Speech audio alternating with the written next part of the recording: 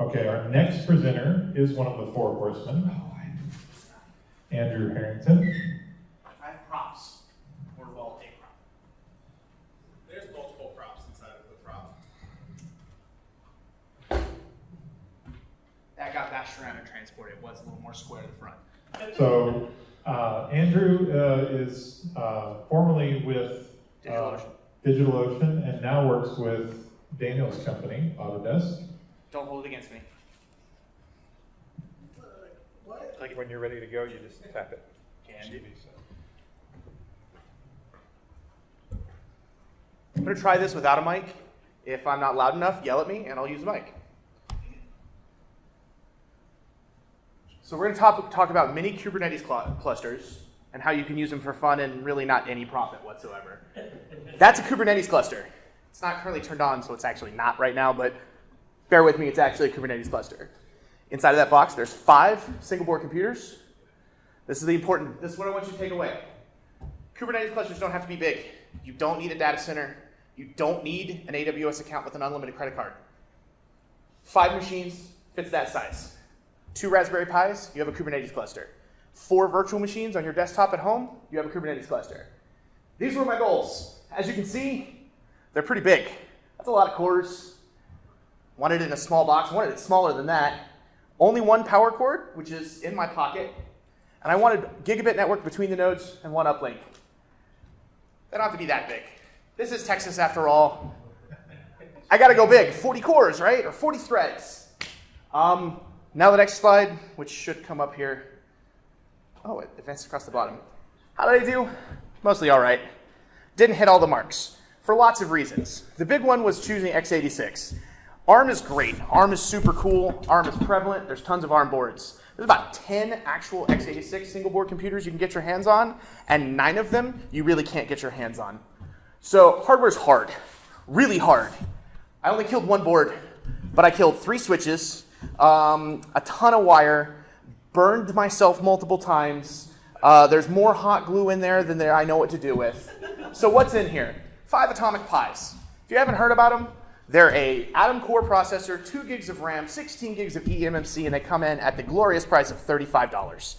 Absolutely nuts. They're $35 because they're the biggest pain in the ass in the world. These boards are weak. 2 gigs of RAM sucks. eMMC is slow. Kubernetes just wouldn't run.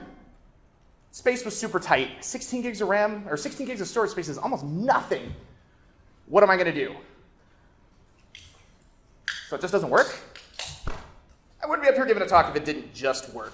So I worked around some of these limitations. The very first thing was sticking SD cards in there.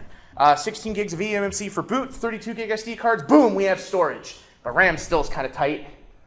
K3OS, it's based on Alpine Linux. It's from the folks at Rancher. They were kind of a pre-Kubernetes container orchestration platform, and now they've embraced Kubernetes. Runs K3S. What's that? It's 5 less than K8S. It's just simplified Kubernetes. It's super awesome. So should you build one for yourself? Absolutely not. Don't go do it. That box costs more than if I had just gone and bought 5 brand new Dell servers. Not brand new, but 5 brand new Dell computers. But you should, because I learned a ton. Just do it smarter than me. Don't go x86, or if you do, go a little more off the shelf than I did. Hardware limitations are super frustrating on these Atomic Pis. They're great because they're a $35 x86 computer. They're terrible because they're a $35 x86 computer. I learned a ton. That's me. That's my website. There's going to be another tab with links because we're going to send out slides. Right now, this talk wasn't to teach you how to do this. It was just to say I did it and to show it off. The slides have a link to my blog, which will eventually have how I did it, what's in it, and what V2 is going to look like. So if you guys have questions, I'll bring in the mic, and he'll stand there and project his voice.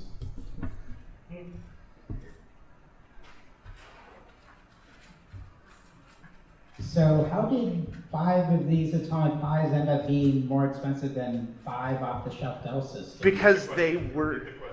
how did 5 Atomic Pis end up being more expensive than 5 off-the-shelf Dell systems? Because I didn't start with 5 Atomic Pis, and while I only killed 1, I also built like 8 revisions of the power hardware that's inside of here, and 3 different gigabit switches, 4 different sets of cables, 3 different power supplies, 2 cases. That LCD on the front is the 3rd one. Killed 2 of them. Partridge in a pear tree? And a partridge in a pear tree. That yellow cable is definitely not the original one hanging out of the back of it. I knocked it off my desk twice. That's why the case is all dented in the corners. Yeah, I'm not going to give a dollar amount because my wife might see this and then she might go, wait a minute now, what have you been spending? But it was not a cheap project. And I'm building a V2 with boards that cost twice as much. So definitely high on the list of big spenders. What are your favorite applications that you've deployed on it and played with so far? So right now, that box has nothing deployed on it because turns out 2 gigs of RAM is not enough to run anything in. Yes, I have 10 gigs of RAM total, but it's split in 2 gig chunks. Guess what? Nothing runs in that size anymore. Right now, this is more of a demonstration. If you want, I can show that it does cool Kubernetes stuff. My Kubernetes cluster at home, though, I have every home lab app that you've heard of running in Kubernetes, from Plex to document management systems. My wife and I use a professional grade document management system to run our scanner because I'm a dork. What else is in there? I'm running Minio, which is S3, all kinds of stuff. So Kubernetes is really powerful. You should play with it. If you take one thing away from this, is not to go build a mini cluster. It's to play with Kubernetes, or K3S, or Minicates, or Hypercube. There's hundreds of ways to get started. And do we have a Kubernetes channel? There is a Kubernetes channel. It's linked. Well, it's not linked, but it's mentioned there. Feel free to join. You'll hear me go, hey, I just did a cool thing with Kubernetes. And then a bunch of people go, neat. And there's a Kubernetes study group most Fridays towards the end of the day, Friday around 5:30 p.m. We meet for 30 to 40 minutes. We're going through the CKA class in Linux Academy. We're about halfway through, but you're welcome to join at any point. You also don't need to take the course if you just want to hang out and talk to us. We've been bad the last 2 Fridays we've missed, but we have good excuses. I was busy at work, and Omar's wife was getting ready to go into labor, so. Oh, what you got, Carl? You're loud. Sure. I don't know the matter for the recording. Oh, okay. No, he's got the mics up there. I just like running around. Yeah, So you said that K3S was 5 less than 5 less than KDS.